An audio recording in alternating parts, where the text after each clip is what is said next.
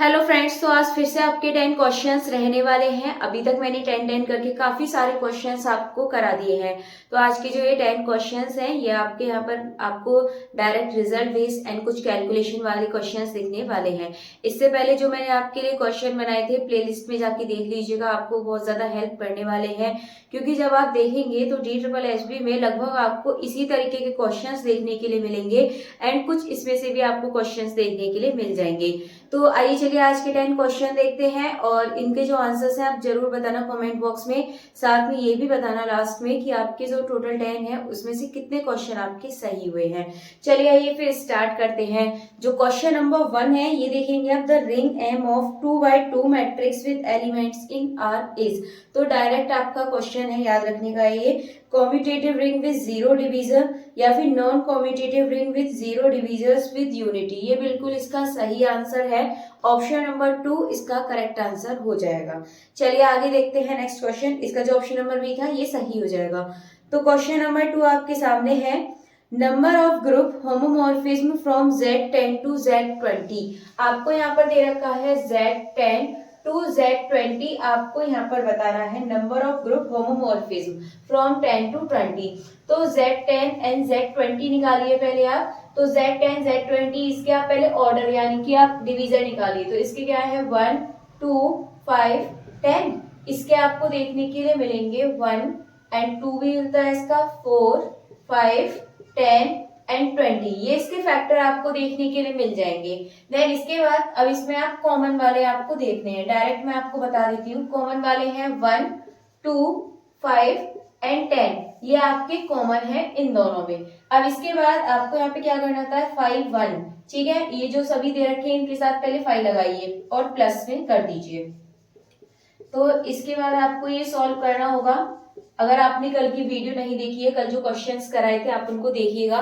मैंने आपको वहां 5 निकालना बताया था कि किस तरीके से हम 5 वहां पर निकाल देते हैं इसको। जैसे 5 1 है ये, तो 5 1 पहले मैं अलग अलग निकाल देती हूँ, फिर सबको हम प्लस कर देंगे। 5 1 तो आपका क्या हो जाएगा, ये तो आपका 1 ही होने वाला है। देन इसके बाद आप यहाँ पर देखेंगे 5 2। तो 5 2 के लिए आप क्या करेंगे, यहाँ पर 5 2 निकालने के लिए जो 2 दे रखा है 2 की पावर 1 है इधर, तो 2 की पावर 1 में से माइनस कर देंगे 2 की पावर 0। एक कम माइनस करते हैं। तो 2 की पावर कितनी है, 2 की पावर 1 2 माइनस 2 की पावर 0 कितना हो जाएगा 1। 2 में से 1 गया 1 आपके पास ये आ जाएगा। अब 5 3 निकालेंगे, सॉरी 5 है यहाँ पे ये। तो 5 निकालने के लिए आपको क्या करना है, यहाँ पर 5 की पावर 1 है आपके पास, 5 की पावर 1 में से माइनस करेंगे 5 की पावर 0। एक कम माइनस करते हैं, 5 की पावर 1 5 माइनस 5 की पावर 0 1। तो 5 में से 1 गया 4 आपके पास बचेगा। अब 5 10 के लिए एक चीज आपको याद रखनी है, आपके यहाँ पर कैसे नंबर होने चाहिए, प्राइम नंबर होने चाहिए। बट 10 कैसा नंबर है आपका, ये प्राइम नहीं है। तो प्राइम में आप इसके फैक्टर तोड़ लीजिए। जैसे 5 10 को लिख सकते हैं 5 2 और 5 5 इस तरीके से। अब ये 5 2 और 5 5 आपको पता है, 2 कितना है 1 और 5 कितना है 4। इन दोनों का इंटू कर दीजिए, 4 आपको यहाँ पर मिल जाएगा। तो आपके पास ये चारों आ चुके हैं। तो क्या है आपके पास 1 प्लस 1 प्लस 4 प्लस 4। इन सभी को आपको क्या करना है, प्लस करना है। 1 प्लस 1 प्लस 4 प्लस 4। आपको यहाँ से 10 सही आंसर मिल जाएगा। तो इसका जो ऑप्शन नंबर डी है 10 इसका एकदम करेक्ट आंसर हो जाएगा। तो इसके बाद नेक्स्ट क्वेश्चन देखते हैं। अगला क्वेश्चन आपको दे रखा है, solution of dy over dx plus Y equals to X Y Q. इसका आपको सॉल्यूशन बताना है और इसका जो आंसर है वो आप लोगों को बताना होगा कमेंट बॉक्स में। जो क्वेश्चन नंबर 3 है उसका आंसर आप लोग कमेंट बॉक्स में बताएंगे कि उसका जो सही आंसर है वो क्या है। चलिए फिर आगे का 4 क्वेश्चन देखिए और इसका जो आंसर है आप लोग इतने बताने की कोशिश कीजिए। तो क्वेश्चन नंबर 4 आपके सामने है। क्वेश्चन नंबर 4 है, the solution to the given differential equation. इसका सॉल्यूशन बताना है। इक्वेशन है d2y अपॉन dx², सॉरी यहाँ पे क्यूब है। इसके बाद माइनस d, ये आपको दे रखा है। देन इसके बाद माइनस 12 y इक्वल्स टू 0। ये मैंने बहुत अच्छे से आपको समझा रखे हैं इस तरीके के क्वेश्चंस। आप जाकर देखिएगा, ODE PDE वाले जो अलग से प्लेलिस्ट बनी हुई है वहां आपको ये देखने के लिए मिल जाएंगे। बहुत अच्छे से मैंने एक्सप्लेन करके समझा रखा है। तो आप इसको लिखिए, पहले एक्सिलरी में ट्रांसलेट कर देते हैं इसको कन्वर्ट। तो m क्यूब -13m आपको मिलेगा -12, यानी कि जो आपका ये dy/dx और ये है आप इसकी जगह पे m लगा दीजिए, इतना आपको करना है। या अब इसको सॉल्व करेंगे आप लोग, तो यहाँ पर कैसे लिख सकते हैं, m³ -13m को लिख लीजिए m-12m। थोड़ा सा इसको यहाँ पर इस तरीके से सॉल्व कर लेंगे, तो यहाँ पर आप कॉमन ले लीजिए, m कॉमन आ जाएगा, m² -1 बचेगा। यहाँ पर आप 12 कॉमन ले लीजिए और m+1 बचेगा। अब एक चीज आप यहाँ पर देखिए, m² -1 क्या हो जाएगा, m+1 और m-1, ये आपको बताया यहाँ पर, मैं थोड़ा सा ही लॉग में करा रही हूँ, वैसे आपको ये शॉर्ट में समझना चाहिए। जैसे m+1 कॉमन आ जाएगा, बाहर कॉमन ले लीजिए, m+1 आ जाएगा कॉमन, तो इधर बचेगा m² -m, देन इसके बाद -12, ये आपके पास बचने वाला है। तो m+1 यहाँ m² -m, इसके आप फैक्टर कर लीजिए। जब आप इसके फैक्टर करेंगे तो आपको यहाँ पर देखने के लिए मिलेगा m+3 और एक आ जाएगा m-4, ये आपको यहाँ से देखने को मिल जाएगा। अब निकाल दीजिए, m = -1, m = -3, m = 4, यहाँ से आपको देखने के लिए मिल जाएंगे।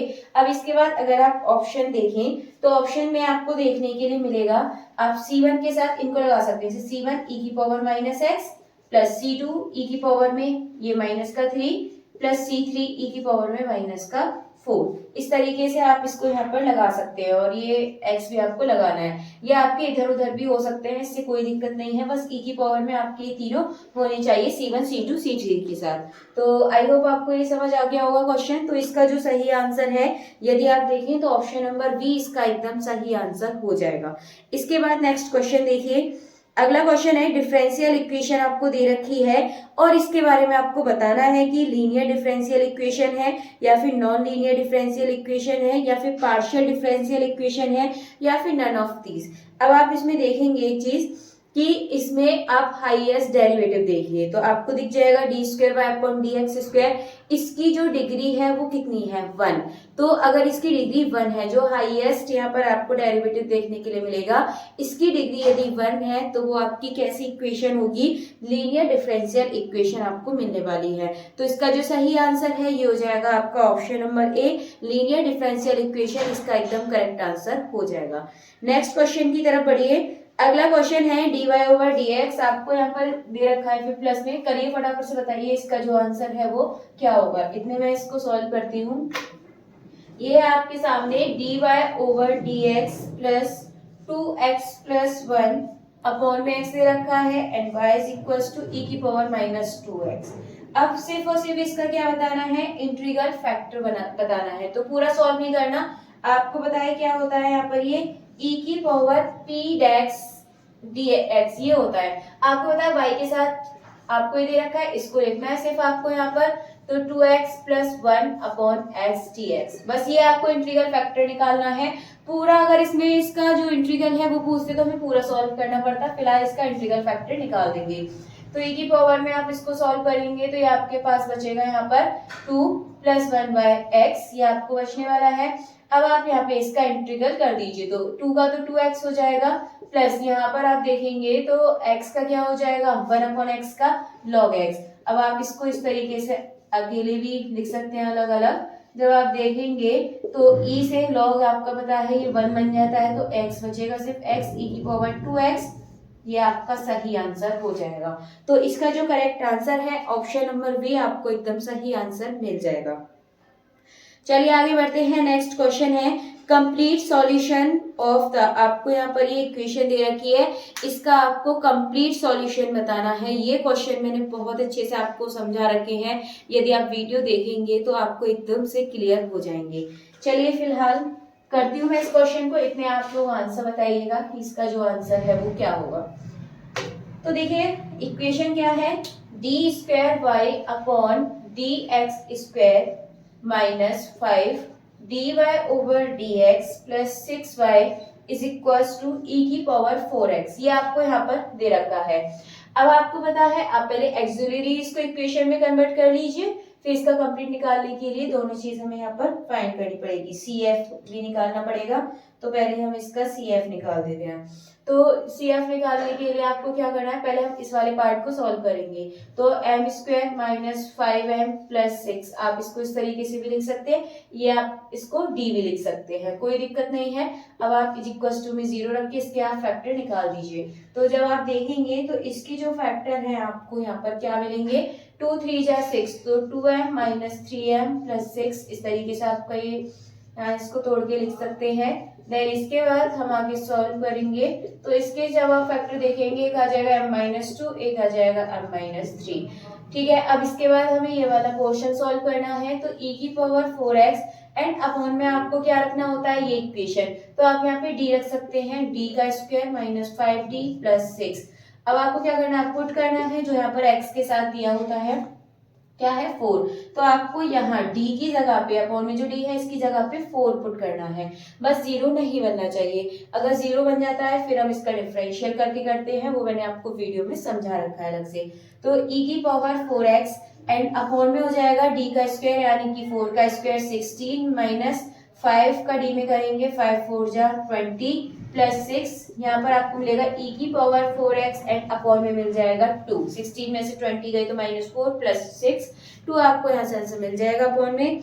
तो अब क्या करना है, ये जो आपका आया है आंसर, आपको इतना करना है C1 e की पावर में लगाना है, एक बार ये क्या आ जाएगा यहाँ से m इज 2 एंड 3, तो एक बार लगा दीजिए 2x, C2 e की पावर एक बार लगा दीजिए 3x प्लस आप यहाँ पे इसको लिख दीजिए e 4x अपॉन 2, ये आपको यहाँ पे लिख देना है। तो आप ऑप्शन देखेंगे तो ऑप्शन नंबर ए इसका एकदम सही आंसर हो जाएगा, इसको मैच कर रहा है। ठीक है, और ये आगे पीछे हो सकते हैं, मैंने पहले बताया था 3 आपका 2 इधर भी हो सकता है, मतलब ये इधर हो सकता है, ये इधर हो सकता है, इस तरीके से आपस में चेंज हो सकते हैं। चलिए फिलहाल ये क्वेश्चन आपका हो चुका है, ऑप्शन नंबर ए इसका एकदम सही आंसर हो जाएगा।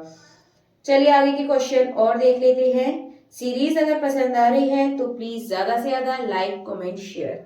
चलिए क्वेश्चन नेक्स्ट है आपके सामने, the greatest limit point of a bounded sequence is called, क्या बोलते हैं ग्रेटेस्ट लिमिट पॉइंट को, ये आपको ही पता है, लिमिट सुपीरियर ऑफ एफ या फिर लिमिट इंफीरियर ऑफ एम या फिर मैक्सिमम पॉइंट ऑफ एफ या फिर नन ऑफ द अबव। तो ग्रेटेस्ट लिमिट पॉइंट को लिमिट सुपीरियर ऑफ एफ ही बोला जाएगा। तो इसका जो ऑप्शन नंबर ए है ये एकदम सही आंसर आपको यहाँ से मिल जाएगा। नेक्स्ट क्वेश्चन है, every bounded sequence with a unique limit point is divergent, convergent, oscillatory, doesn't exist. तो इसका जो सही आंसर है ऑप्शन नंबर बी कन्वर्जेंट, इसका एकदम सही आंसर आपको मिल जाएगा। देन इसके आगे देखेंगे, to reduce the matrix in row echelon form the leading entry of each row must be. Echelon form से आपको काफी क्वेश्चंस देखने के लिए मिलेंगे, फिलहाल आपको इसमें बताना है कि to reduce the matrix in row echelon form में रिड्यूस करने के लिए जो leading entry of each row must be कितना होना चाहिए, 1 बनाते हैं हमें हमेशा, उसको आपका 1 होना चाहिए। तो इसका जो सही आंसर है ऑप्शन नंबर ए इसका एकदम करेक्ट आंसर हो जाएगा। चलिए आज की जो 10 क्वेश्चन है आपके सामने हो चुके हैं। एक क्वेश्चन मैंने आपको करने के लिए दिया था, उसका आंसर आप लोग कॉमेंट बॉक्स में बताइएगा, साथ ही आप ये भी बताइएगा कि टोटल 10 में से आपके कितने क्वेश्चन सही हुए हैं, क्वेश्चन अच्छे लग रहे हैं, पसंद आ रहे हैं और DSSB में आने वाले क्वेश्चन ही हैं। तो आप वीडियो को ज्यादा से ज्यादा इसको लाइक कमेंट शेयर कर दीजिएगा।